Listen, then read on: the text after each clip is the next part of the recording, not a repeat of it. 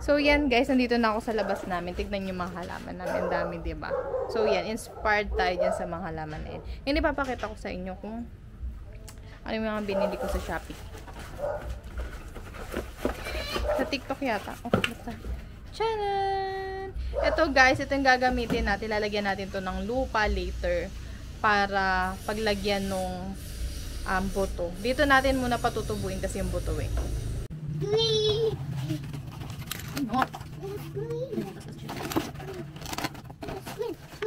Oh no, hindi yan ilalagay na. Ito.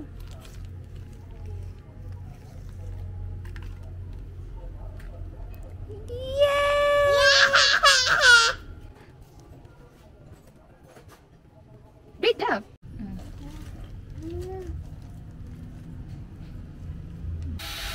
So yan guys, naglagay na ako nito.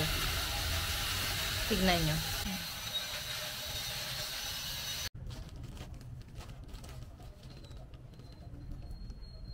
Tapos guys, ito bumili ako ng loam soil. Actually, hindi ko kamo alam guys kung loam soil lang ba talaga yung gagamitin o kailangan haluan ng lupa. Pero try natin loam soil muna. Tapos nasan yung buto? Ito, buto. Ayan. So, namili ako ng talong, ng okra, ng bell pepper, and ng cherry tomato. Ay naku, sana talaga. Ano to? Ayan o, sinili ko. Show them, Mikey, show them. What? What's that? What are we going to do? We are going to plant the seeds. What are we going to do? Plant the seeds. Yay!